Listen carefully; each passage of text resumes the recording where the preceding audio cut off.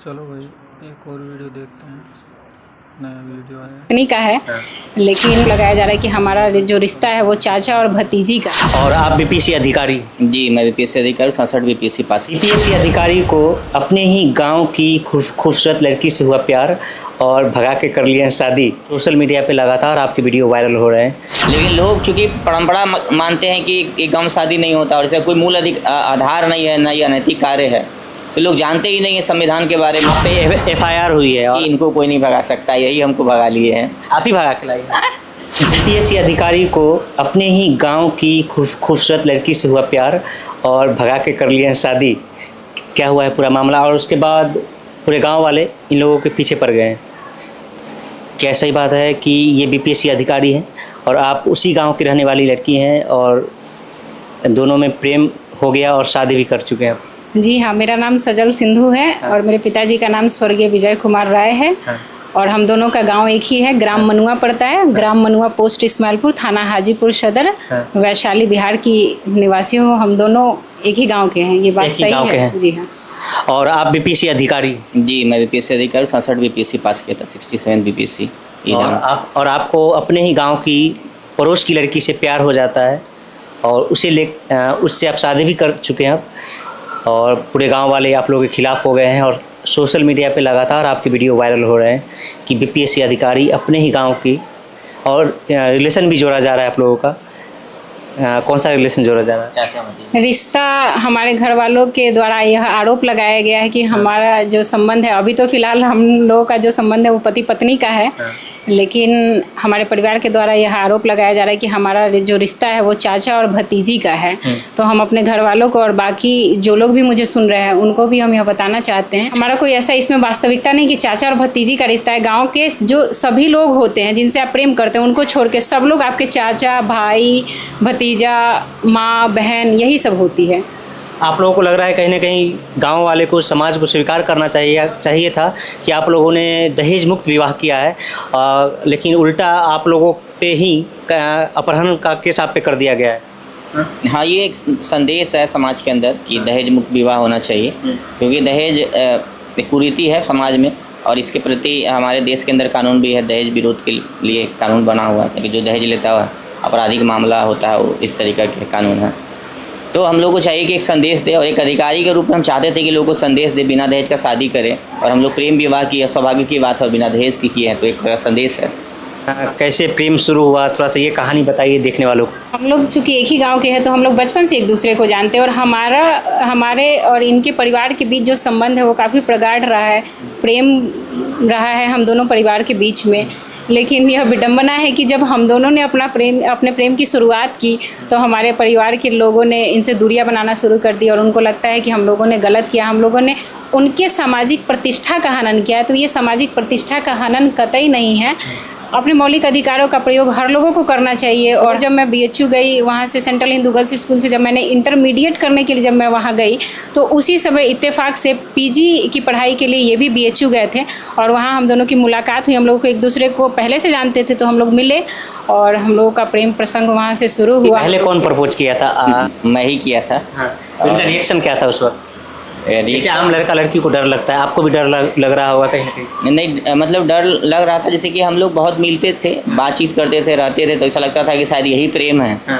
तो मैं पूछा कि प्रेम क्या होता है, आप बताइए, अगर इससे इतर है तो कुछ बता दीजिए। अगर तो बोली कि, तो हम लोग को यह अंडरस्टैंडिंग डेवलप हुआ कि नहीं, प्रेम शायद यही है, तो फिर इजहार हो गया। आपने जब प्यार का इजहार किया तो इनका क्या रिएक्शन था? इनका रिएक्शन यहीं से पूछ ली, क्या रिएक्शन था? मेरा यही, एक्चुअली हम भी कहीं ना कहीं अपने व्यवहार से यह चीज़ इनको बता चुके थे कि हमको भी आपसे प्रेम है, लेकिन कहीं ना कहीं हमें भी वह चीज़ समझ नहीं आ रही थी कि वाकई यही प्रेम है जो हम लोग कर रहे हैं, जो लगाव है हम लोगों का, जो उद्देश्य के प्रति एक डेडिकेशन है, एक दूसरे की जो विचारधाराएँ हैं वो इतनी मिलती जुलती हैं। तो जब इन्होंने मुझे प्रपोज़ किया कि हाँ मैं आपसे प्रेम करता हूँ और आप प्रेम यही चीज़ है जो हम लोग कर रहे हैं, तो इसको समझने में ज़्यादा वक्त तो नहीं, लेकिन कुछ घंटों का वक्त ज़रूर लगा था, क्योंकि चूँकि हम लोग एक ही गांव से थे तो थोड़ा सा लगा कि यह संभव हो सकता है क्या, क्योंकि हम इसमें विश्वास करते हैं कि अगर हमने प्रेम किया है तो इसको मंजिल देना आवश्यक है, क्योंकि प्रेम की शुरुआत बहुत लोग करते हैं लेकिन कभी अपने गंतव्य स्थल तक पहुँच नहीं पाते। ये कब, कौन से साल की बात है?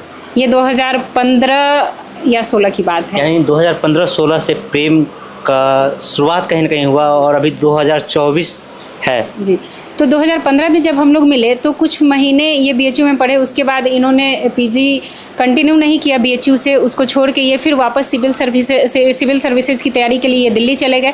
हम बनारस में ही थे। इस बीच हमारा लॉन्ग डिस्टेंस रिलेशनशिप रहा है, क्योंकि ये दिल्ली रहते थे और कभी कभी आना जाना लगा रहता था, तो हम लोग कभी लिव इन का कॉन्सेप्ट हम लोगों ने फॉलो नहीं किया है। ये बात मैं आपके चैनल से सब लोगों को बताना चाहती हूँ कि लोगों के मन में यह उठ रहा होगा सवाल कि शायद 10 वर्षों का प्रेम है तो ये लोग लिव इन में रहते होंगे, तो ऐसा कुछ नहीं है। हम लोग प्रेम करते थे, लगाव था एक दूसरे से। आपके घर में कौन कौन है? मेरे घर में मेरी अभी तो बहुत बड़ी फैमिली है। मेरे पिताजी चूँकि 5 भाई थे, तो फैमिली में तो है काफ़ी 17-18 लोग हैं, लेकिन वैसे बेसिकली आपको शॉर्ट में बताया तो हम, मेरे पिताजी, मेरी माँ और हम 4 भाई बहन हैं। जबकि मेरे पिताजी का देहांत 2 जनवरी 2023 को हो चुका है, तो हम 4 भाई बहन हैं। एक दीदी की शादी हो चुकी है, अभी फ़िलहाल 2 बहन और 1 भाई। हम लोग अनमैरिड थे, जो अब मेरी भी शादी हालांकि हो चुकी है। हाँ। और मेरे जो चाचा हैं वही इसमें थोड़ा सा वही नहीं समझ पा रहे हैं। उनको लग रहा है कि मेरे पिताजी तो है नहीं, तो उनका इज्जत चला गया, उनके सामाजिक प्रतिष्ठा पे चोट है, उनके अहंकार पे चोट है। बेसिकली सामाजिक प्रतिष्ठा नहीं गया, उनके अहंकार, उनका जो अहंकार है एक, कि कैसे एक घर की लड़की ने अपने अधिकारों का प्रयोग करते हुए, अपने संवैधानिक अधिकारों का प्रयोग करते हुए गरिमापूर्ण जीवन जीने का फैसला लिया। क्योंकि कहते हैं कि हमारे चाचा सोच रहे हैं कि हमने उनकी सामाजिक प्रतिष्ठा का हनन किया, तो इसमें कोई विशेष चीज़ नहीं है। समय के साथ हम उम्मीद करते हैं कि उनको ये चीज़ें समझ में आ जाएंगी। लेकिन लोग चूंकि परंपरा मानते हैं कि एक गम शादी नहीं होता और इसका कोई मूल आधार नहीं है, ना ये अनैतिक कार्य है, तो लोग जानते ही नहीं है संविधान के बारे में, तो इसलिए शायद इसका विरोध कर रहे हैं, उनको समझ नहीं है। तो धीरे धीरे लोग समझ जाएंगे, मुझे लगता है। आप पे एफआईआर हुई है और आप पे एफआईआर में ये है कि आपने इन्हें इनको भगा करके ले आए हैं, अपहरण कर लिए। नहीं, ये सही बात है? पहला बात है कि इनको कोई नहीं भगा सकता, यही हमको भगा लिए हैं। आप ही भगा के लाइए।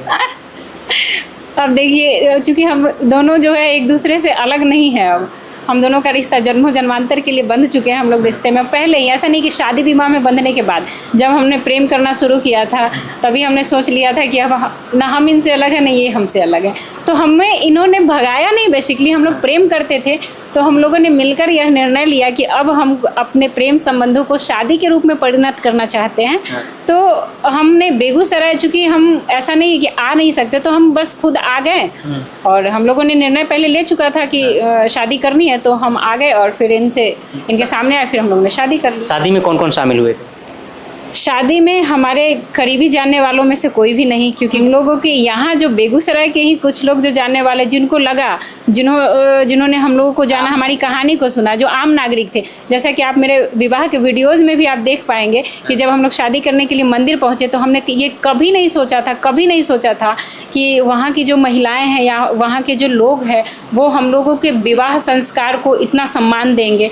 उन लोगों ने बढ़ चढ़ कर आगे आकर हम लोग का विवाह करवाया। जब शादी के बंधन बन चुके हैं तो सिर्फ इसलिए विरोध हो रहा है कि दोनों एक ही गांव के हैं, इसलिए? नहीं, इसका यह मूल कारण नहीं है। मूल कारण, लोग बेसिकली प्रेम को स्वीकारते नहीं भारतीय समाज में। भारत का समाज जो है, खास करके जो परंपरागत समाज है, बिहार का समाज है, वहाँ प्रेम को उतना तरजीह नहीं दिया जाता है। लोग प्रेम को अनैतिक मानते हैं। आपके मन में नहीं आया कि अब अधिकारी बन गए, आप दूसरी लड़की से शादी करते हैं? नहीं, मेरे मन में नहीं आया, क्योंकि प्रेम व्यक्ति के आकर्षण से नहीं होता है, उसके चेहरा से नहीं होता है, उसके विचार से होता है, उसके सिद्धांत से होता है। और मैं इसी विचार का था और मेरे विचार की यह है, यह भी चाहती कि देश के लिए काम करे, समाज के लिए काम करे, तो मुझे इनसे ही प्रेम है और मैं इनका ही चयन किया था। मुझे कोई प्रभावित नहीं कर पाया। कुछ दोस्त लोग या जानने वाले बताते होंगे कि अगर अरेंज मैरिज करोगे तो बहुत सारा दहेज मिलेगा, प्रेम विवाह में तो ऐसा संभव नहीं। अरेंज मैरिज में भी यह संभव नहीं है कानूनी रूप से। हालांकि लोग इस चीज़ को नहीं समझते हैं और एक अधिकारी को विशेष रूप से यह समझना पड़ेगा, क्योंकि जब अधिकारी बनते हैं तो वहाँ शपथ दिलाया जाता है विशेष रूप से कि आप कानून के, विधि के, शासन का पालन करेंगे। तो एक अधिकारी के रूप में भी यह सही नहीं था और एक आम नागरिक के रूप में भी कहीं से सही नहीं।